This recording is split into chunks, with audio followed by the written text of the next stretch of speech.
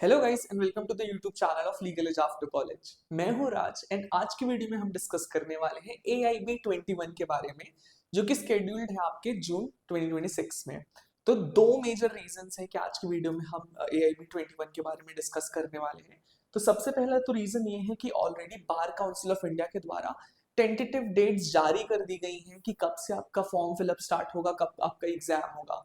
तो जैसे कि आप देख सकते हैं कि फॉर्म के फिलिंग अप स्टार्ट होगा 11 फरवरी 2026 से, और आपकी जो टेंटेटिव डेट है एग्जामिनेशन की वो होगी 7 जून को, राइट। और आपका फॉर्म क्लोजिंग होगा 30 अप्रैल को। आपका पेमेंट 1 मई तक हो सकता है, आपका करेक्शन जो है वो 3 मई तक हो सकता है एंड सो ऑन। तो आप ये डेट जरूर चेकआउट कर लीजिएगा। द सेकेंड रीजन जो आज हम आए हैं इस वीडियो के साथ वो ये है कि बहुत सारे बच्चों को ये दिक्कत होती है कि एलिजिबिलिटी क्राइटेरिया क्या है, कि क्या हम AIB के एग्जाम को अटेम्प्ट कर सकते हैं या नहीं कर सकते हैं, हम एलिजिबल हैं या नहीं है। तो इन्हीं सब डाउट्स को क्लियर करते हुए आज का वीडियो हम आपके लिए लेके आए हैं स्पेशली। तो एलिजिबिलिटी क्राइटेरिया समझने से पहले हम इस एग्जाम के बारे में, AIB के बारे में कुछ बेसिक चीजें समझेंगे। क्या होता है, मोड्स क्या है, कैसे होता है ये एग्जामिनेशन, क्या क्या सब्जेक्ट्स पूछे जाते हैं, नेट एंड हम एलिजिबिलिटी डिस्कस करेंगे। तो सबसे पहले AIB जो है वो रिफर करता है ऑल इंडिया बार एग्जामिनेशन को, जो कि कंडक्ट कराया जाता है बार काउंसिल ऑफ इंडिया के द्वारा। अब अगर आपको किसी भी कोर्ट में, इंडिया के किसी भी कोर्ट में प्रैक्टिस करनी है, तो आपके लिए चाहिए, उसके लिए चाहिए होता है आपको एक सर्टिफिकेट ऑफ प्रैक्टिस, जो आपको तभी अवार्ड होता है जब आप AIB ही क्लियर करते हैं, ठीक है। तो इसलिए AIB एग्जामिनेशन देना आपके लिए बहुत ज्यादा इंपॉर्टेंट हो जाता है। अब डिस्कस करते हैं कि एग्जामिनेशन होती कैसे है। तो आपकी जो AIB की एग्जामिनेशन होती है, फर्स्टली वो तो ऑफलाइन मोड पे रहती है, ओके। ऑफलाइन मोड में एग्जामिनेशन होती है आपकी, OMR बेस्ड होती है, कंप्यूटर बेस्ड नहीं होती है। 100 क्वेश्चंस आते हैं and her question 1 mark carry करता है, कोई भी नेगेटिव मार्किंग नहीं होती है यहाँ पे। जो टाइम आपको दिया जाता है वो होता है 3 hours 30 minutes का, ओके। अगेन नेगेटिव मार्किंग कुछ भी नहीं होती है यहाँ पे, सिर्फ हर क्वेश्चन पे आपको 1 मार्क्स मिलेंगे। अगर आप अटेम्प्ट नहीं करते हैं या क्वेश्चन गलत होता है तो उसमें कोई नेगेटिव मार्किंग नहीं है। नाउ एक बहुत ज्यादा स्टार्क डिफरेंस है बाकी एग्जामिनेशन जो आप देते हैं यूजुअली उसके कंपैरिजन में, और वो ये है कि AIB जो है वो पूरी तरह से एक ओपन बुक एग्जामिनेशन है, राइट। लेकिन ओपन बुक का मतलब ये नहीं है कि आप कोई भी बुक ले जाके पढ़ सकते हैं वहां पे और आंसर दे सकते हैं। यहाँ पर एक स्ट्रिक्टली मैंडेट किया गया है कि आप सिर्फ और सिर्फ बेयर एक्ट ला सकते हैं। दैट टू सिर्फ वैसी बेयर एक्ट ला सकते हैं जिसपे कोई कमेंट्स नहीं है, कोई केस लॉज नहीं है, राइट। सो ये चीज आप फॉर श्योर ध्यान में रखिएगा कि although it is an open book examination, you are not supposed to take books there with you.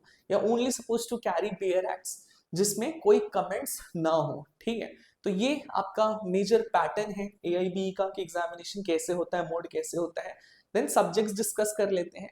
तो आपके जो 5 ईयर कोर्स में जो है, 3 ईयर कोर्स LLB हो गया, 5 ईयर LLB का कोर्स हो गया, यानी कि आपके बैचलर्स लॉ के प्रोग्राम पे जितने मेजर सब्जेक्ट्स हैं almost all of them cover किए जाते हैं यहाँ पे। तो आप देख सकते हैं जैसे कॉन्स्टिट्यूशन हो गया, क्रिमिनल लॉज हो गए, ओल्ड क्रिमिनल लॉज भी है, न्यू क्रिमिनल लॉज भी है, CPC हो गया, ADR हो गया, फैमिली लॉ हो गया, public interest litigation, administrative law हो गया।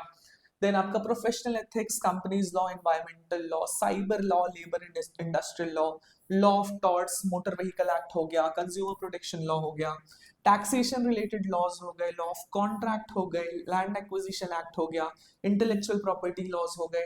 ये सारी चीजें आपके AIB के एग्जामिनेशन में पूछी जाती हैं, ठीक है। तो ये हम अभी बेसिक्स डिस्कस कर रहे थे आपके साथ। अब मेजर जो क्वेश्चन आता है वो ये होता है कि एलिजिबिलिटी क्राइटेरिया क्या है, कि कौन एक्चुअली एलिजिबल है AIB का एग्जामिनेशन देने के लिए, ओके। तो पहले हम जनरल एलिजिबिलिटी डिस्कस करते हैं, ठीक है। कंफ्यूजिंग पार्ट पे हम नेक्स्ट स्लाइड पे आते हैं, ठीक है। तो जो जनरल एलिजिबिलिटी है, दिस वाज द एलिजिबिलिटी जो आपके AIB 18 तक फॉलो होती थी। 19 से AIB 19, AIB 20 में आपको एलिजिबिलिटी में थोड़ा रिलैक्सेशन मिल गया, ओके। तो जब हम बात करते हैं जनरल एलिजिबिलिटी की, यानी कि AIB 18 तक की एलिजिबिलिटी की, जो कि अभी भी एप्लीकेबल है, ठीक है। उसमें एलिजिबिलिटी क्राइटेरिया क्या था कि फर्स्टली अगर आपको एक AIB क्लियर करना है, आपको एक एडवोकेट बनना है, ठीक है। तो सबसे पहले जो चीज आपको चाहिए वो क्या हो, आपको एक लॉ डिग्री चाहिए, ठीक है। तो सबसे पहले जो मैंडेटेड है वो ये है कि आपको एक LLB प्रोग्राम कंप्लीट करना है, या चाहे वो 3 ईयर हो चाहे वो 5 ईयर हो, राइट। दूसरी चीज, आप जिस भी इंस्टीट्यूशन से या यूनिवर्सिटी से LLB प्रोग्राम फिनिश करने वाले हैं उसका रिकॉग्नाइज्ड होना जरूरी है, ठीक है।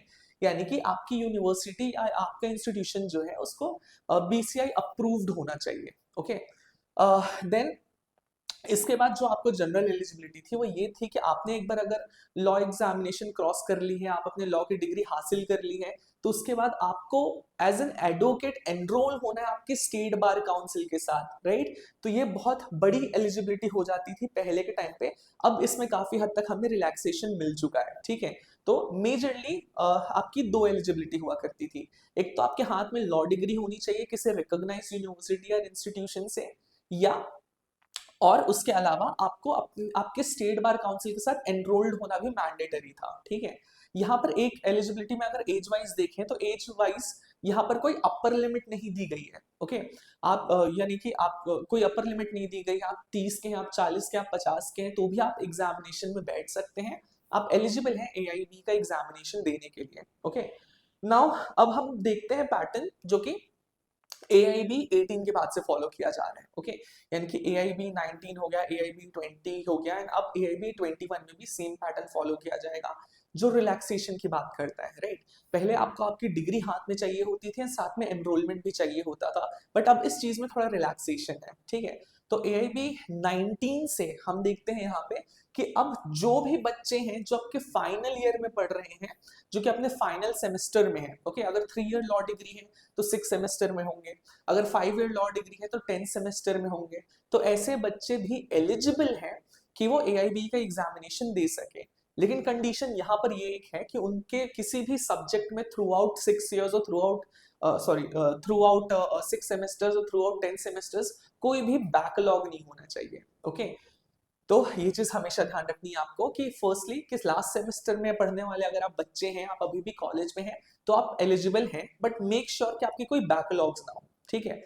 ये तो एक चीज हो गई। दूसरी चीज, ऐसे बच्चे जो कि जिनका लॉ का एग्जामिनेशन फिनिश हो चुका है, उनके 5 ईयर लॉ के 10 सेमेस्टर फिनिश हो चुके हैं या 3 ईयर लॉ के 6 सेमेस्टर्स फिनिश हो चुके हैं, लेकिन उनका रिजल्ट नहीं आया है अभी तक, ठीक है। तो ऐसे लोग भी एलिजिबल हैं AIB के एग्जामिनेशन देने के लिए, राइट। थर्डली, ये हो सकता है कि आपने एग्जामिनेशन भी दे दिया है, आपका रिजल्ट भी आ गया है, लेकिन आप स्टेट बार के साथ एनरोल नहीं कर पाए हैं अभी तक, ठीक है। तो अगर आप ऐसे भी कोई व्यक्ति हैं तो आप एलिजिबल हैं AIB का एग्जामिनेशन देने के लिए। ओके, लेकिन यहाँ पर आपको एक अंडरटेकिंग देनी पड़ती है AIB का एग्जाम फॉर्म फिल करते टाइम पे। ओके, एंड इस फॉर्म में आपको बताना पड़ता है, आपको यूजुअली 6 to 7 मंथ्स का एक गैप मिलता है AIB एग्जामिनेशन, AIB का रिजल्ट आने के बाद, जहां पर आपको आपकी लॉ डिग्री हो गया या आपका स्टेट एनरोलमेंट का सर्टिफिकेट हो गया, ये सारी चीजें सबमिट करनी पड़ती हैं, ठीक है। तो ऐसा नहीं है कि अगर आप एग्जाम दे चुके हैं तो आप अपनी लॉ डिग्री साल भर बाद फिनिश कीजिए या एनरोलमेंट 2 साल बाद फिनिश कीजिए, ऐसा नहीं है। आप अपीयर हो सकते हैं एग्जाम में।